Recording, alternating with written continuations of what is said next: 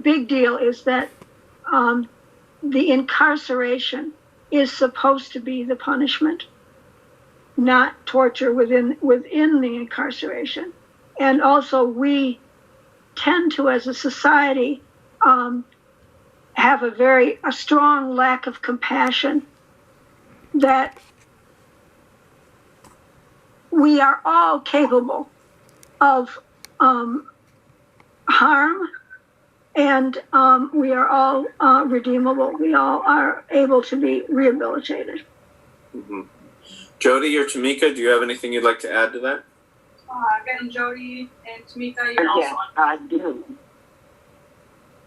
Go ahead, Tamika. Yes, I would definitely like to add to that. Because again, you know what, when people talk about second chances, is it like persistence or they preferences? You know, anyone can have a second chance and to do better, especially with the years away that they've had to supposedly be rehabilitated. We all know the system's supposed to rehabilitate the inmate, but it's not. There's a lot of cruelty, a lot of uncleanliness. The living situations are very poor up in there. So, I mean, it's like, until your family is affected by it, people usually don't care. But when your loved ones are affected by it, then it brings a broader eye on the situation. Everybody deserves a second chance, and everyone could be rehabilitated, in my opinion. Some quicker than others, and the ones that can't, you know, how do you know if they haven't given that chance? You know, when you treat humans like animals, that's what you're going to get, animal behavior. I'm just saying, everyone deserves to, if the law is made to protect us or to handle people that break the law, it should be fair across the board. Wisconsin does not have death penalty, so why should they pay with their life because they're an inmate?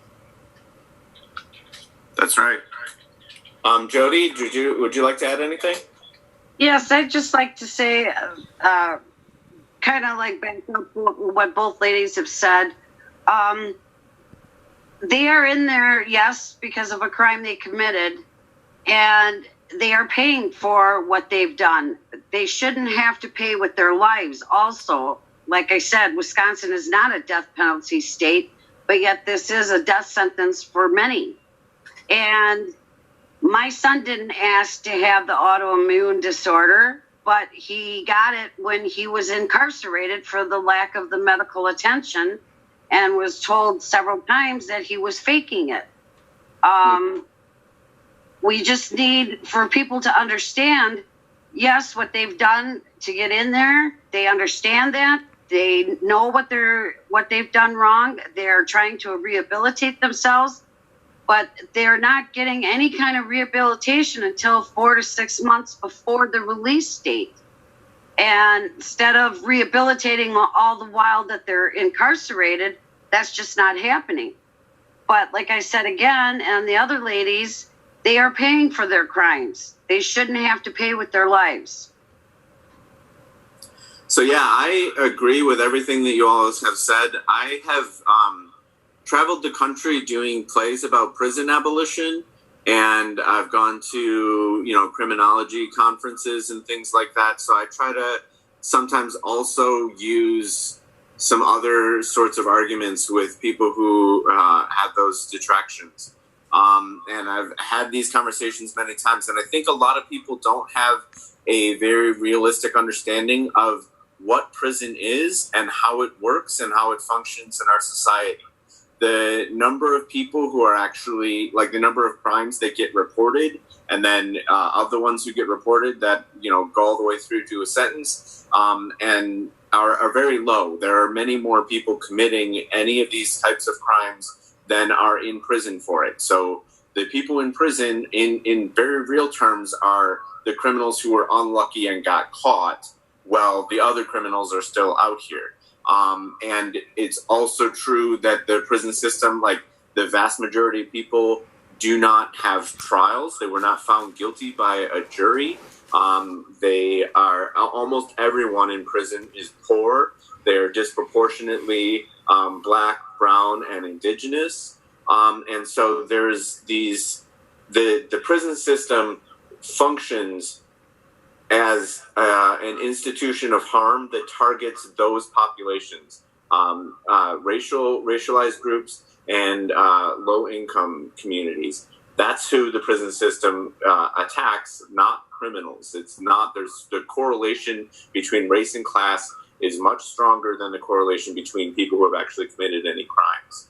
And I know that's a hard thing to try to convince somebody who's skeptical of, but that's what the facts are.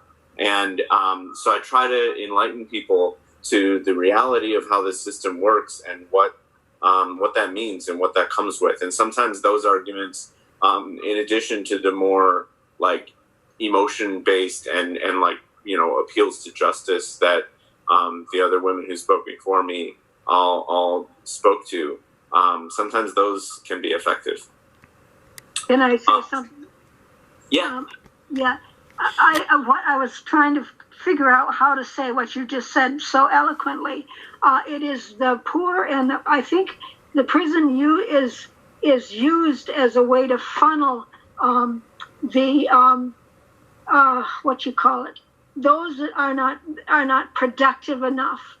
That there's so much money in the prison that it is the desperate and the poor that get funneled into it. If we look at what we don't do when $5 billion is stolen from us in the last crash, those aren't crimes. But the right. crimes of the poor and desperate.